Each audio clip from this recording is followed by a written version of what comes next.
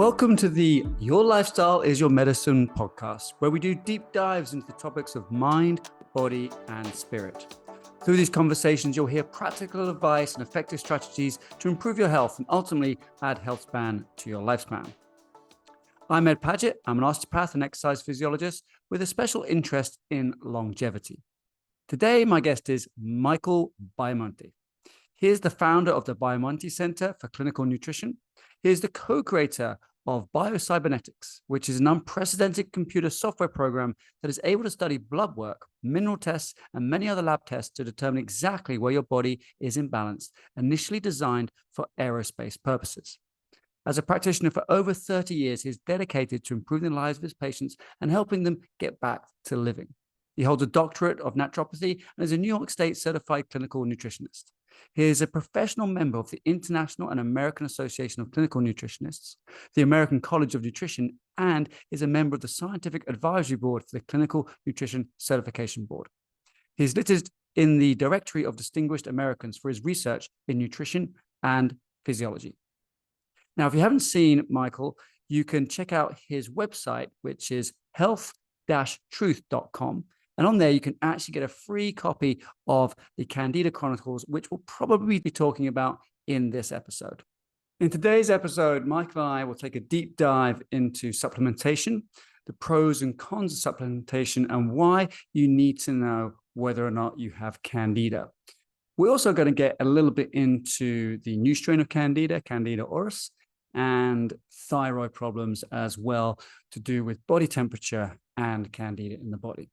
Now, we're going to explain what Candida is, and we're going to explain about the supplementation. So if those words aren't familiar to you, don't worry. It will all be explained in the episode. So Dr. Biamonte, welcome to the show. Thank you, my friend. Very happy to be here.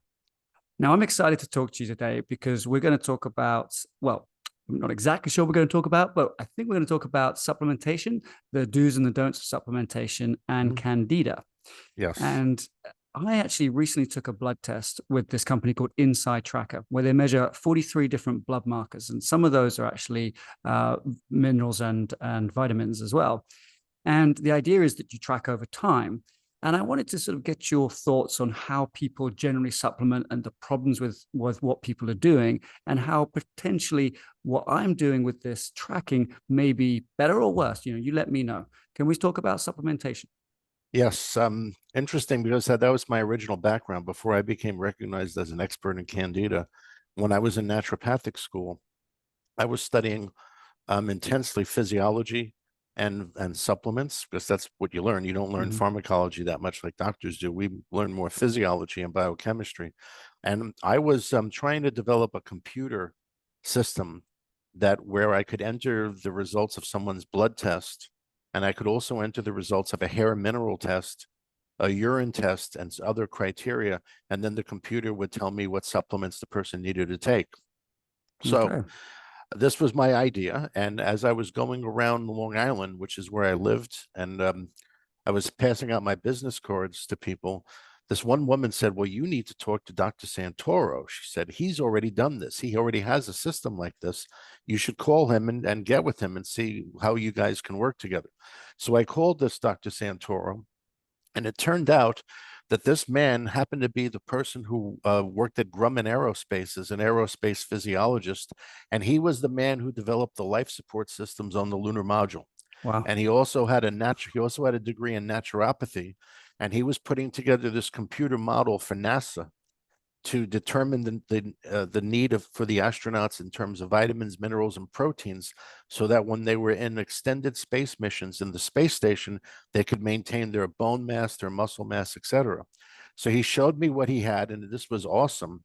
Went way beyond anything I thought I could do on my own, because his son happened to have been a PhD in computer language. So he had this coming from both worlds, and he introduced me to his group. He had a group of about 10 other doctors. Most of them were also aerospace physiologists at Grumman. Some of them were just independent medical doctors and nutritionists and naturopaths, but they were all working on this project together for NASA. So I became an independent contractor and started to work with them on this.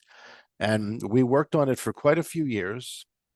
And then our budget ran out. Hmm. And NASA and Grumman didn't want. Well, NASA didn't want to extend us because we have to admit we were spending a lot of money because we were having other famous nutritionists from Germany and all over the world. We were flying them in and putting them in hotels and then having them add their knowledge.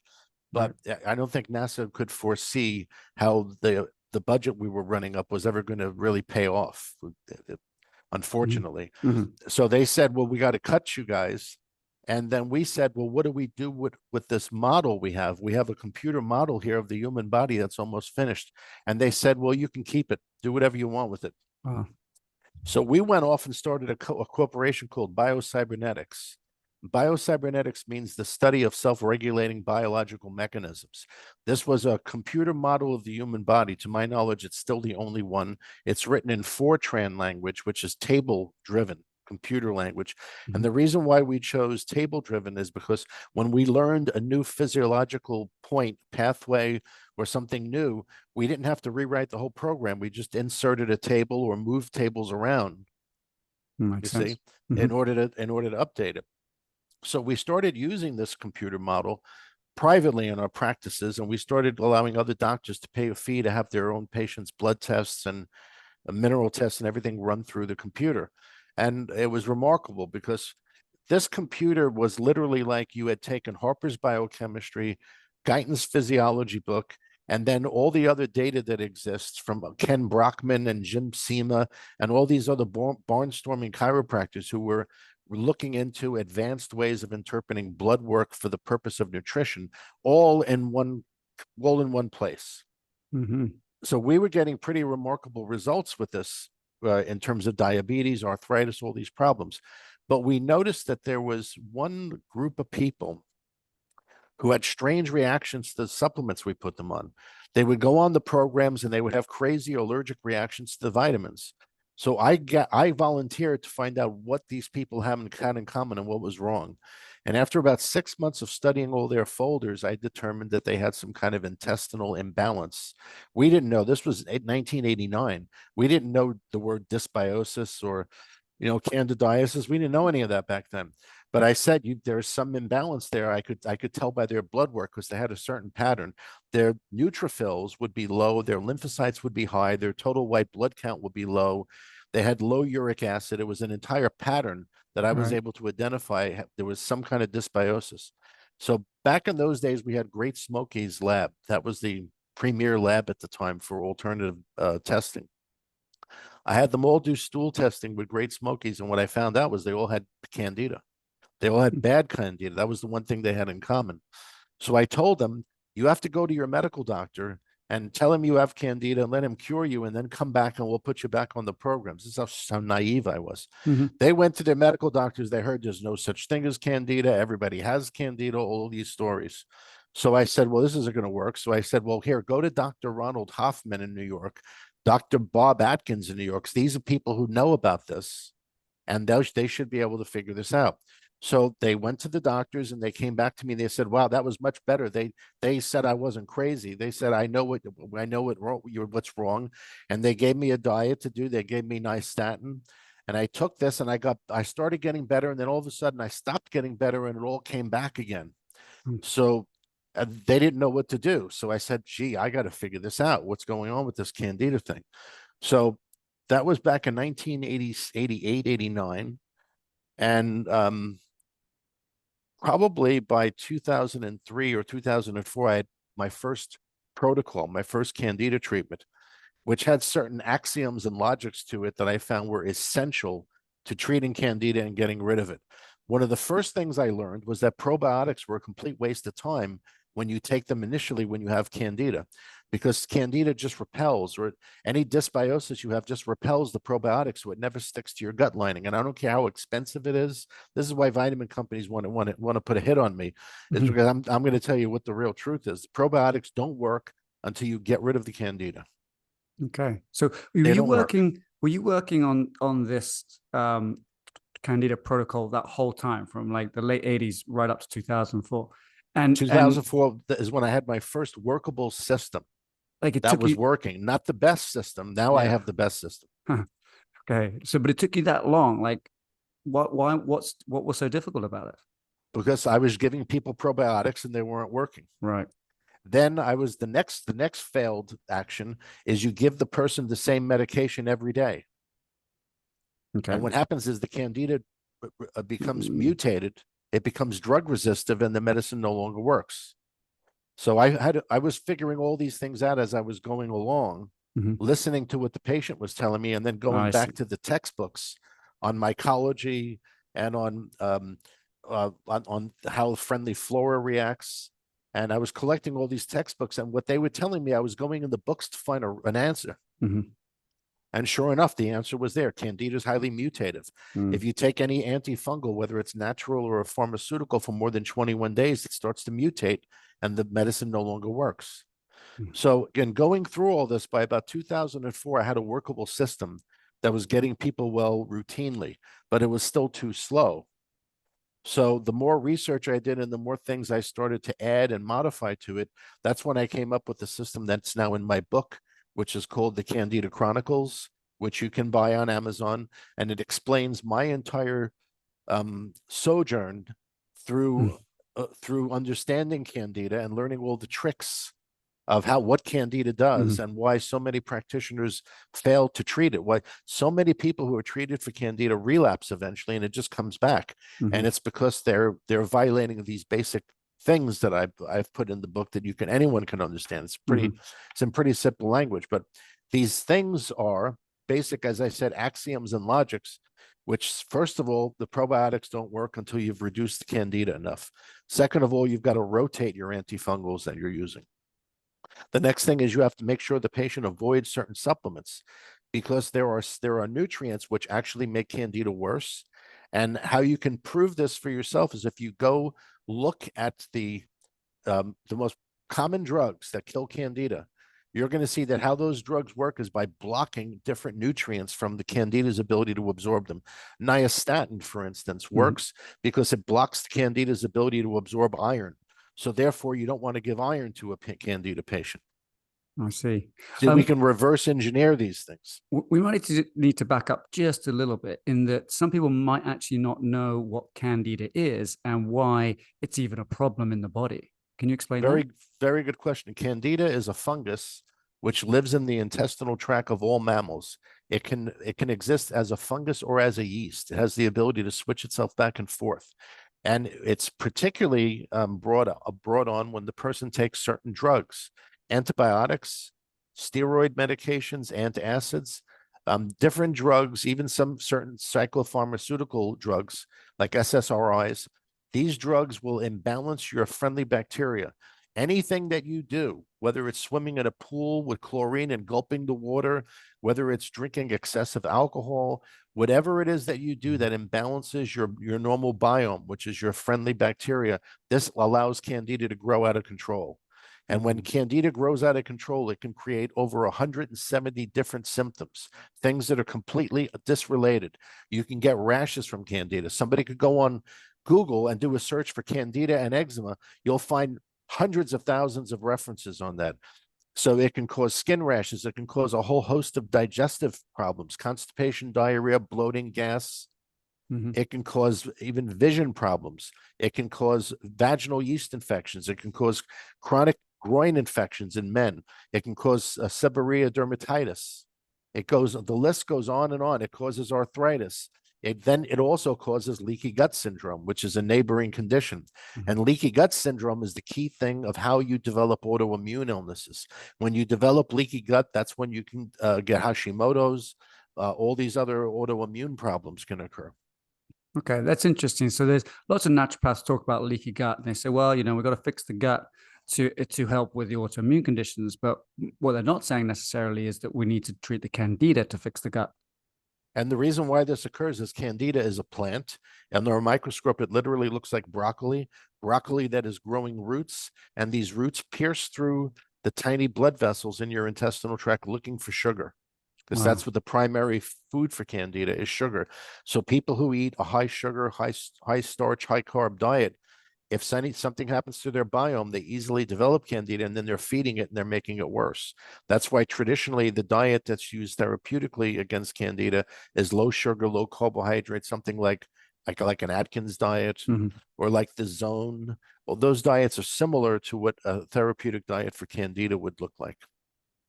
Interesting. And I read recently that Candida has evolved because it's constantly evolving, and the more drugs we give it, the more evolution it goes through.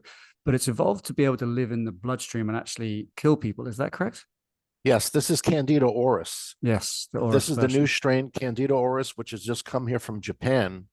And Candida auris is named auris because originally it was affecting people's ears and their hearing, but Mm. it can do anything that Candida albicans or any of the other strains of Candida will do. And the major problem that the CDC is having with Candida auris is that it doesn't really respond well to any of the drugs, the standard drugs. And that's because Candida auris is a highly evolved, mutated strain of Candida. It's been hit with so many prescribed pharmaceuticals that they don't work anymore. And that's where I come in, because I strictly use botanicals to treat Candida, because Candida hasn't been exposed to botanicals incorrectly and in the wrong way long enough for the botanicals to be for the Candida to be resistant to the botanicals. I Mm. actually know which botanicals, and I'll tell people just right out.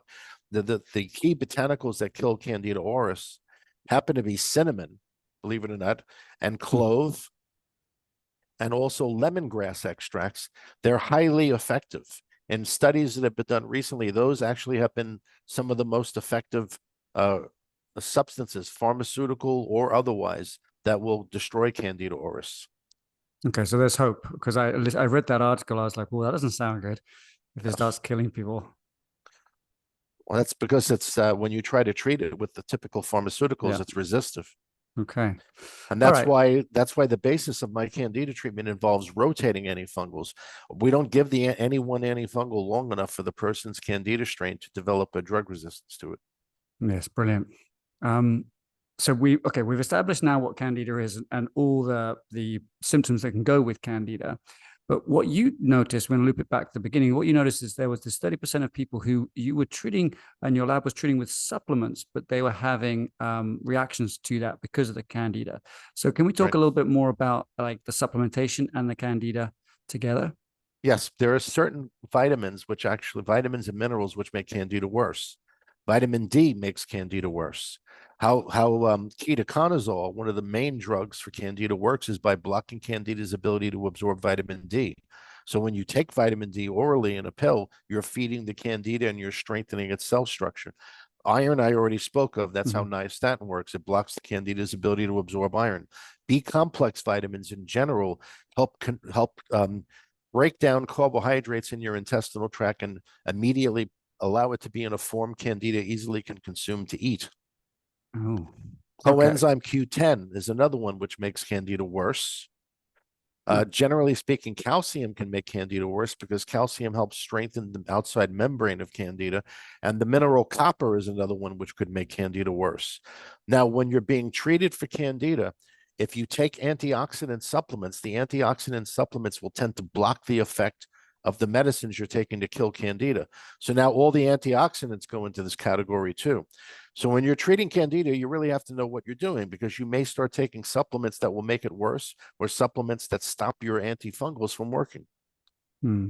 And most of those supplements you mentioned are ones that people feel relatively confident taking themselves. You know, vitamin D and vitamin B. I mean, in fact, where a lot of people are told to take vitamin B because it's water soluble and you can't overdose on it. Right, you can't overdose, but that leads us perhaps maybe a little bit into the next subject matter where we talk about supplementation. Okay. Even though you can't overdose on a water soluble vitamin, it doesn't mean that that vitamin is not going to imbalance you. And as an example, vitamin C, for instance. Well, vitamin C is great. It does all these wonderful things, but vitamin C needs copper to form enzymes that allow the vitamin C to work. And the more vitamin C you take, the lower your copper levels could get, to the point where you're copper deficient. And what's really funny is the deficiency signs of copper are almost identical to vitamin C.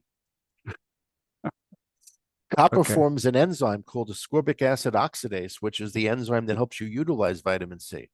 So if you take vitamin C to the point where your copper drops, you're going to say, wow, I got bleeding gums, I'm bruising easy, I have all these things that are vitamin C deficiency. How could this be? I'm taking 10,000 milligrams of C a day. Well, the reason is you could just cause the copper deficiency. So should people be supplementing vitamin C and copper? Is there a synergistic amount for those two? The simplest thing is just to get tested. Yes. I'm a strong believer. I think that the doctor of the future is going to have a patient come into the office. The doctor is going to do functional lab tests to see how you're utilizing vitamins. He's not going to draw blood and just look for what level of vitamin you have in your blood, because that doesn't tell you if your body's utilizing it. He's going to do functional lab tests like the Oates test from Great Plains Labs, now called Mosaic Labs, great tests that the Genova Labs will do. These are tests that tell you how well your body is utilizing the vitamin. That's more important than the level in your blood, because you can have a very high level of a vitamin in your blood because you're not utilizing it. You see?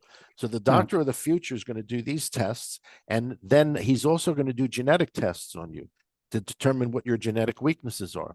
Because every SNP that you test somebody for that shows a genetic weakness, there are nutrients that you can take that can help protect you against that SNP keying in or actually coming about and then causing its problems. Mm-hmm. And that's what I believe ultimately the future should hold for us. That's very interesting. So Inside Tracker, that company I mentioned at the beginning that I've done some blood tests with, they also do a DNA analysis. And if you've done a DNA analysis with another company, they'll import it and then combine that to recommend nutritional changes in your diet. But they're still looking at just your blood. And well, the main thing I want to say about yes, DNA is that DNA doesn't tell you what's happening now. It's telling you what can happen in the future. right. As you get older, if you study telemeter and you study all this technology, you understand that as you get older, that's when your SNPs key in. When you're young, the reason your health is so great is because none of your bad SNPs are keying in yet. You're not old enough for that to happen. Mm-hmm. The trick that God plays on you as you get older is your stomach acid levels start to go down. So now you don't absorb minerals and nutrients the correct way. Your DHEA levels start to drop. So now your hormones are dropping. And then your genetic SNPs, the bad ones, then start keying in as you get older. Right. So if you know what those are ahead of time and you can take precautions, take different supplements to try to counter effect that, you're in a much better shape. But you've got to remember, because you have a SNP that says your cholesterol may go high, it doesn't mean your cholesterol is high. You don't run out and start treating yourself a high cholesterol because you don't know if that's your case right now. The DNA testing doesn't tell you what's happening now. It's telling you what could happen in the future. Mm-hmm. That's a very interesting point. It's not one that I've actually heard before, because a lot of people talk about the environment switching on or switching off your genes. Right, And so which is there's, true. yeah, but what you're saying though is you're taking that word environment and you're actually sort of changing that, or not changing that, using that to describe how your body is. So if I eat everything healthy and I have, my meditation set up and I do everything great now, in 20 years' time, that might not be enough because my body's stomach acid has changed, my body has aged, and the environment's changed. Mm-hmm. Yeah. And you also don't know if you're in an environment that would key in your SNPs. Let's say you're a kid. You're born with a lot of genes that make you a bad detoxifier. Okay. Mm-hmm. Let's say it's 200 years ago, and you're born with all these different SNPs that make you a bad detoxifier. You may never know the difference. You may live your whole life and you'd be fine. Now, let's say you're born in the year 2070. Let's say you're born with all these bad SNPs that make you a bad detoxifier. Okay, you're exposed to vaccines. You're exposed to amalgam fillings in your mouth that are loaded with mercury. The vaccines you're exposed to have thimerosal. Thimerosal is another mercury preservative that also has copper in it. You're exposed to all this air pollution. You're exposed to GMO foods, which never existed before. So now all of a sudden you have autism. You have all these problems, and nobody can figure out why. Well, there's nothing wrong with you. You're living in a healthy, modern lifestyle. Mm-hmm. That's not the way it goes. Mm-hmm. When 200 years ago, your digestive, your detoxification pathways weren't challenged the way they are now. So now that person with the same bad SNPs 200 years ago who was fine, in this modern day and age, he's in a lot of trouble because he's being assaulted constantly with all these things. Mm-hmm.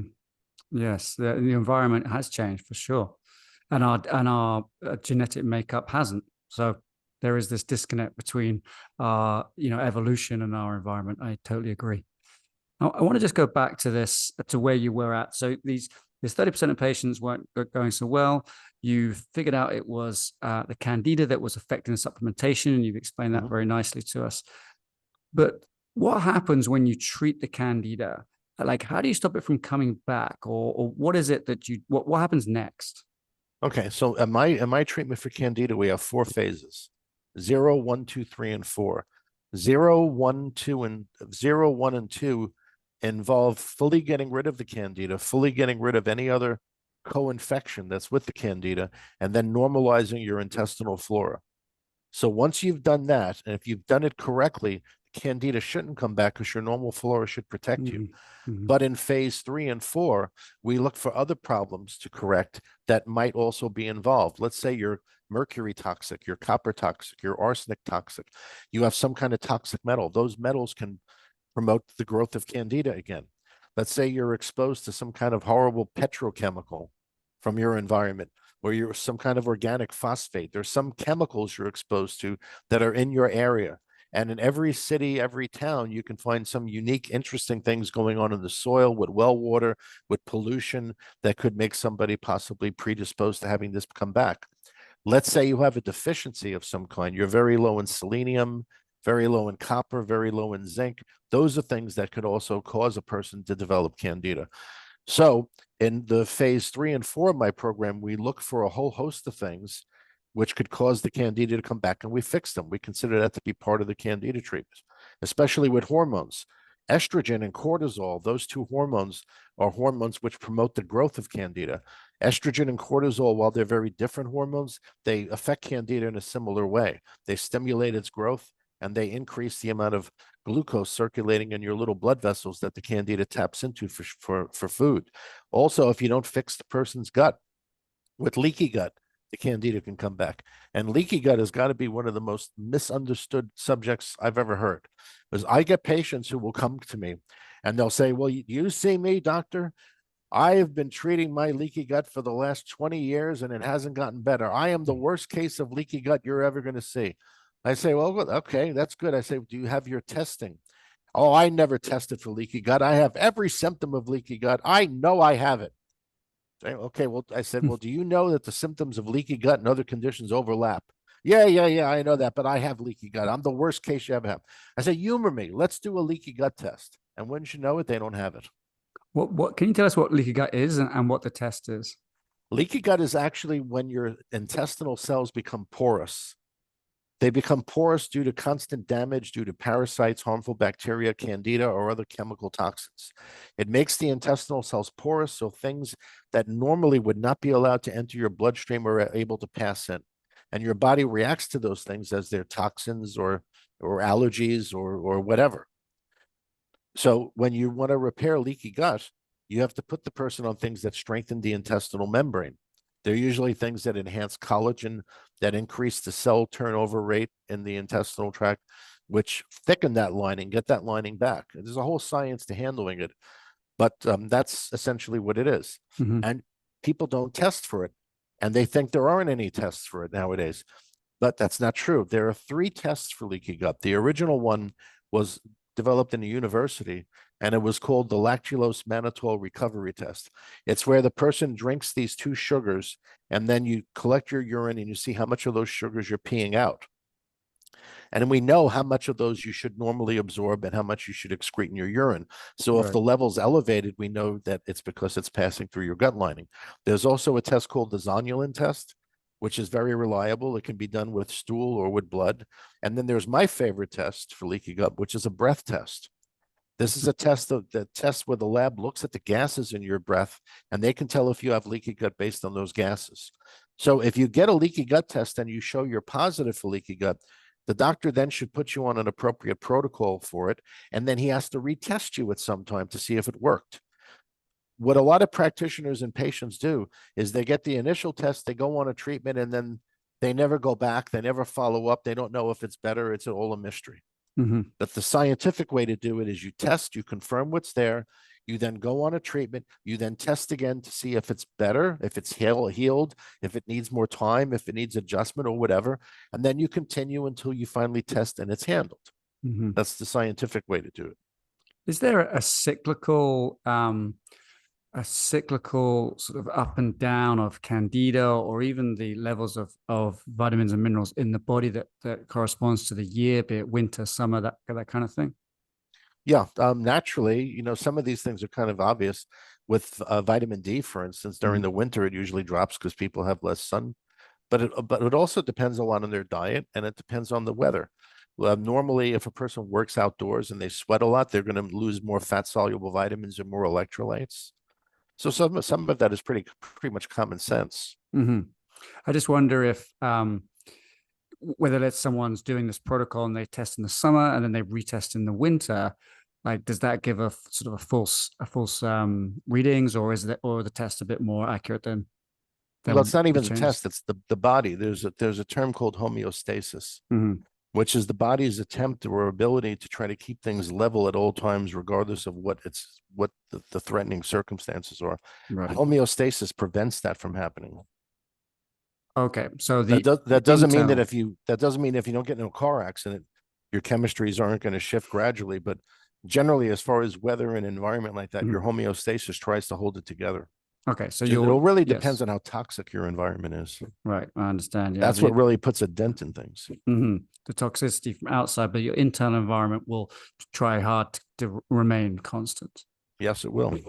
So have you noticed, talking toxicity, any group of people who seem to test more positive for, let's say, candida or different low levels of vitamins and minerals versus other people? I'm thinking maybe like the difference between the city and the countryside, or certain jobs and other jobs. Patients who've had Lyme disease are almost a guarantee to have candida. What often happens to the Lyme disease patient, he goes to the doctor to be treated for Lyme. He's put on antibiotics. The antibiotics arrest the Lyme and maybe arrest some of the co-infections, but then he develops candida. And now he doesn't know what's happening. All he knows is he still feels bad. He still has symptoms, but they're different. It's Mm-hmm. because he's traded Lyme for candida.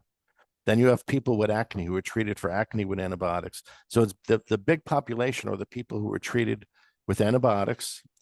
They develop candida more easily. People who have given steroids, people who are on a lot of hormone therapy, people who take antacids, because antacids kill your friendly bacteria in Mm-hmm. your gut. And the funny thing is, probably 50% of all the people who take antacids don't need it. They actually need to take hydrochloric acid and apple cider vinegar. It's That's the the opposite. humorous part about it. Yeah. Yeah. Yeah. So, and then also you would look at certain occupations where people who are generally involved in contact with metals and metal filings, metal dust, they're the ones who are more likely to develop metal toxicities. Certain occupations, like an automotive mechanic, you pretty much be guaranteed they're usually cadmium and lead toxic because they acquire cadmium and lead through gas and through oil, and that usually depletes their zinc. So you could almost go as far as saying with men, very often you find that they have sexual problems because they're zinc depleted from the cadmium and the lead. Mm-hmm. So Interesting. yes, there are Yeah. there are certain occupations now. Dentists, interesting case. Back in the 80s, I had a dentist come to me who was referred by a local chiropractor. And he came in and he said, I don't know, I can't work anymore. My hands are shaking. I have diarrhea all the time. I went to my doctor. They can't find anything wrong with me. So I said, okay. So I asked him, I said, when you drill the fillings, do you wear a mask? Or do you? He goes, no, but they never taught us that in school. I don't do anything like that. I said, we're going to check your hair and take a look at your minerals. His mercury was 10 times higher than normal. So he was actually developing symptoms of acute mercury toxicity. And this is why he had diarrhea. This is why his hands were shaking, et cetera, et cetera. Right. And what happens when someone comes to you like that? Well, the first thing we do is we will check them for candida because something like mercury can cause candida. If they have candida, we need to clear the candida, then we need to detox them of the mercury. But somebody like that needs to then know he needs to wear a mask. Mm-hmm. He needs to take precautions so he's not breathing in all these mercury vapors from the fillings he's drilling. Mm-hmm. Yeah, we're going to stop that from happening again. Let's just go back to the Lyme disease example. Can you explain what Lyme disease is before we continue with that? Yes, absolutely. Lyme is something that people pick up in certain parts of the world, certain parts of the country more than others. It's mostly where there are forests and woods. And Lyme is caused by a tick bite. And the ticks that that bite you that cause Lyme contains this organism called a spirochete, which is kind of like you could think of it as kind of like a parasite, which gets in your system. And it has co-infections that come along with it. And these infections cause you a lot of symptoms, a lot of neurological symptoms, musculoskeletal symptoms, headaches, all types of phenomena. Mm-hmm. And it's typically treated by giving antibiotics to kill the spirochete, although that's not a complete treatment we know nowadays, because the antibiotics don't always kill the co-infections that come with it. But that when you're bitten by the tick, it usually leaves a bullseye rash that you'll see. And that's one of the ways you can identify that you've been bitten by a tick, which might give you trouble. Mm-hmm. So that's Lyme disease. And what I've noticed is there's definitely an increase in awareness of Lyme disease, and more and more people are being tested, and more people are coming back positive for Lyme disease. I think even just 10 years ago, people had to send their blood samples to Germany, I believe, to get tested, because there wasn't that's the level of testing in the US or in Canada, sorry, I should say. It's the same story as there always is. When something new comes out, mainstream says it's all baloney, and the people who are telling you this are quacks, and then eventually they recognize it's true, and then eventually they say it was their idea in the first place. This is the typical thing that happens. But yes, over the years, there are more and more doctors now recognizing Lyme, taking weekend seminars, learning how to treat it, learning how to test for it. Mm-hmm. But you have the same thing with Candida. The doctors out there, and particularly because it's iatrogenic. Now, if our listeners don't know what that word means, iatrogenic means that it's doctor-induced. Mm-hmm. So most people with Candida actually have developed Candida due to medicines that doctors prescribed that the person themselves thought were perfectly safe and were going to help them.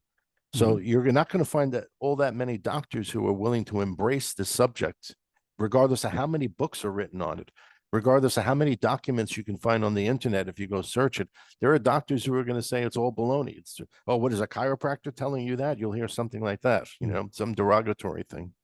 Yeah, well, you did mention, when I said to you that patient populations who are more likely to have it, the first 5 things you mentioned were iatrogenic causes with not the supplements, the medications. And so if this knowledge becomes more widespread, which I hope it does become more widespread, what do we do when you have to take antibiotics for an infection that could be problematic? The simple thing to do is the doctor should also give you a probiotic and an antifungal. And it's easy because most antibiotic courses are 7 to 10 days, and you can take any antifungal for that period of time, and it will try to, like, let's say, balance out and knock out any fungus that's trying to grow. And at that time, if you're taking the probiotic hopefully then will repopulate. That's in that case. Once the Candida is already established, handling it is a whole other story. But that would be the simple, and the person doesn't have to take an expensive drug or a pharmaceutical, which Candida is becoming drug resistant to. They can simply go to the store. They can buy a supplement which has caprylic acid, oregano oil, undesolenic acid, olive leaf extract. There are so many natural antifungals out there that they could take that would be effective. Powdarco, the list goes on and on. So it doesn't have to be a big thing. No, okay, but that's a really great tip. That just take in combination with the antibiotics, the antifungal, and the probiotics. And the probiotic. I think most people are, they're beginning to understand that you should be taking a probiotic. But some people say, well, hang on, if I'm taking an antibiotic, won't the antibiotic just kill all the probiotics? And they wait until they finish, which I don't think is the right. It's not. Technically they are correct, but from a practical standpoint, it's not the right thing to do because it just doesn't work. Because by the time you finish the antibiotic, now the Candida has populated and now the probiotic doesn't work. So you want to do it at the same time. You just want to make sure you separate them. You want to take the antibiotic and the probiotic maybe 6 or 8 hours apart, so the antibiotic just doesn't rip the probiotic to shreds. Okay. Yeah. Interesting. And when someone comes to see you, how long does it take from the initial meeting, the test, or actually the initial sort of start of a Candida program for them to either eliminate the Candida or have it under control? It's usually 8 months. Okay. And 8 months is figuring in interruptions the person has because they have to go to a wedding, they have to go on vacation, they have to do this and that. So I would say it's usually 8 months. To complete the entire treatment is difficult to say because we don't know what's going to come up on their phase 3 testing. Mm-hmm. If you have somebody who's mercury toxic, getting rid of mercury could take 6 months to a year. So I could only really speak to just getting your biome back is usually about 8 months. And this is, I mean, I think that is faster than what people were doing before. I mean, I've had colleagues and friends go on a Candida diet, and they seem to be on it for like years. Yeah, and then I guarantee you most of those people still haven't achieved stability because they're doing it all wrong. That's unfortunate though, but yes, that's true. They are good. They do it for years because what they're doing is managing it. They're not really handling it permanently. They don't have the tools to do that. So they're only managing it. It's very, very common. You go on an internet forum for Candida and you'll hear people say how they've been on a Candida program for 10 years. And the moment they go off the diet, within a week or two, all their symptoms are right back. And that's because they really haven't handled the Candida. They're just suppressing it. Right. So that Candida is sitting in their guts. It might not be growing as much as it could, but as soon as they come off the diet, it's like, thank you very much. And off it goes. Exactly. That's the case. And if this is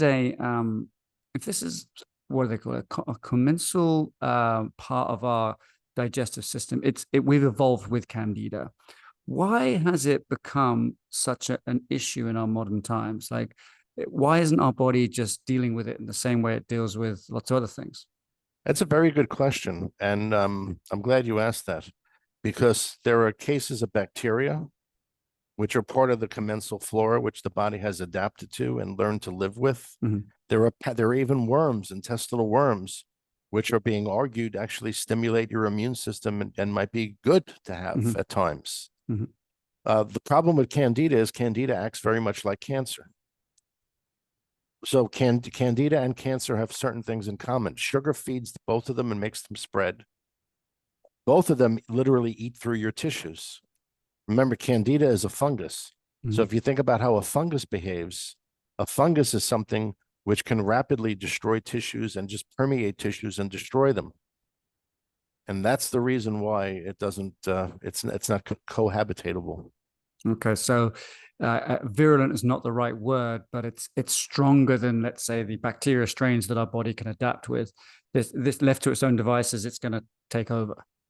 Yeah, bacterial strains usually release toxins which affect your immune system, affect your toxic control system in a negative way to where you develop disease and symptoms.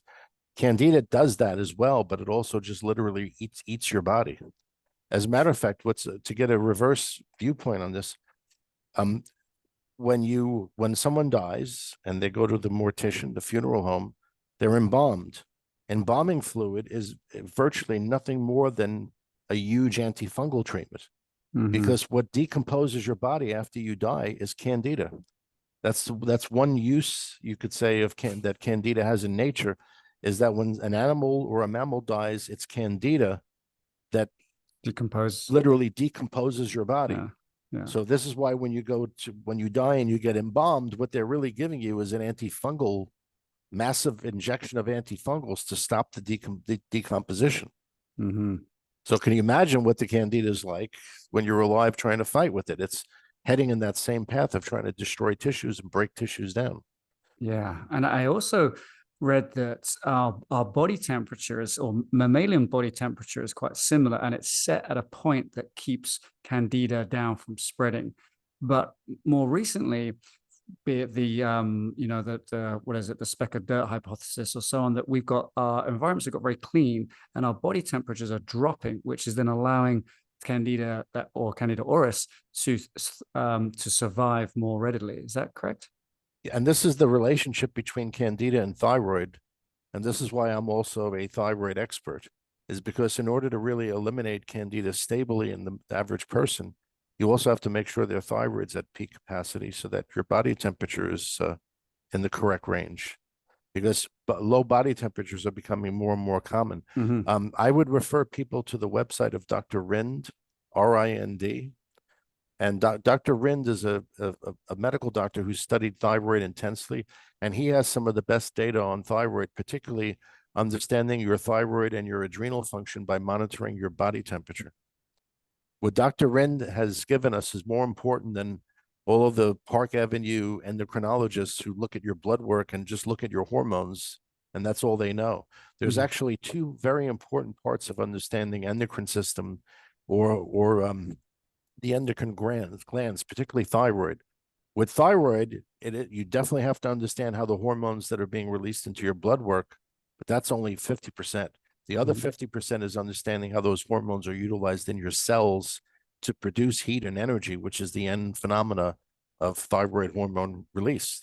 The hormone, yes, it does also stimulate your liver to detoxify and all these things, but the major job of thyroid hormone is to convert your food into heat and energy. Mhm. And that heat is there for a purpose, because it Right. takes energy, which we have to hunt for and get the food to keep our body temperature at this level. But if we don't do that, then things like the candida can take over. Because your temperature starts to drop, and then you have all that phenomena going on. And as I said, the governing point in your cells of how thyroid hormone works is not a mystery. We know exactly how it works. There are mineral receptor sites. Calcium and potassium and zinc versus copper make up the mineral receptor sites for thyroid hormone. And when those minerals go out of balance with each other, then you can take all the thyroid hormone in the world you want, and it's not going to work correctly in your cells. Mm. That's something that medical doctors have no awareness of and no treatment for right now, because they don't understand how that works. Well, the solution then is for them is to take the synthetic thyroid hormones. And yeah, and then keep increasing the dose and try to ram it into your tissues, Mhm. because you don't have the mineral receptor sites in the right balance. Copper and calcium act as a governor, and they restrict the activity of thyroid hormones in your cells so that the activity is not excessive. Potassium and zinc invite the hormone in and help catalyze the hormone so that it works correctly, and so you don't have underaction of the hormone. So you have to have those in balance. The easiest way to observe this is with a hair mineral analysis, done especially by Trace Elements Inc., who's the leader in research on this. And they you can see right immediately how your thyroid metabolism is doing, because they actually have all the mineral ratios there that show you, and they have it labeled, this is thyroid. So Mhm. there you go. You find out immediately. Oh, wow. Okay. So we've discussed supplementation. We've gone into deep dive into candida, and then we've just touched on thyroid as well.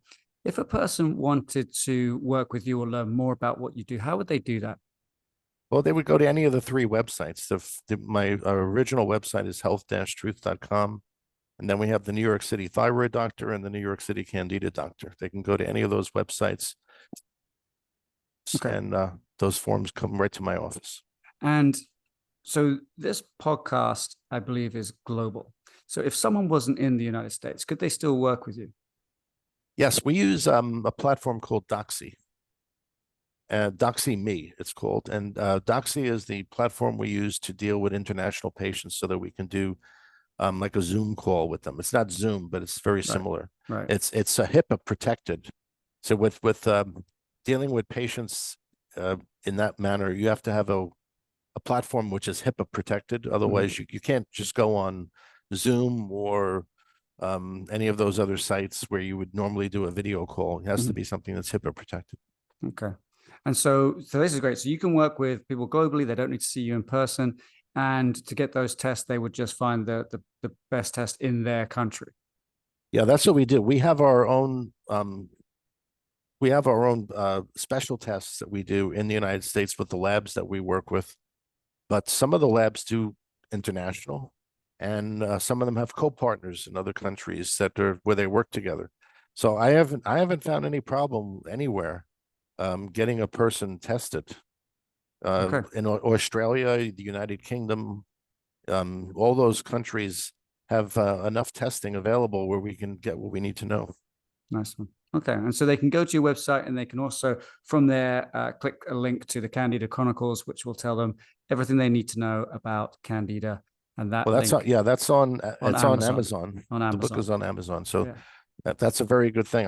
We recommend it to all our patients to have a copy of the book, because the book enables you to follow along with the treatment and Mhm. get an idea of what's coming up next. It's a very good companion to what we do is the book. The book also gives you the background on how I discovered all these things. Mhm. So you don't have to pull your own hair out. I already did it. You've done that for them. Yeah. Excellent. Oh, thank you, Michael. I really appreciate talking to you. That's been a lot of fun. My pleasure. Me too. Thank you for joining me in this conversation with Dr. Michael Biamonte. If you've enjoyed listening to and learning from this podcast, please leave a comment or suggestion for future podcast guests that you would like us to feature. In addition, on Apple, you can leave us up to a 5-star review and you can leave us a comment. If you want my help directly, you can send me an email, ed@edpadgett.com, or visit my website, edpadgett.com. And lastly, but certainly not least, thank you for your interest in lifestyle medicine.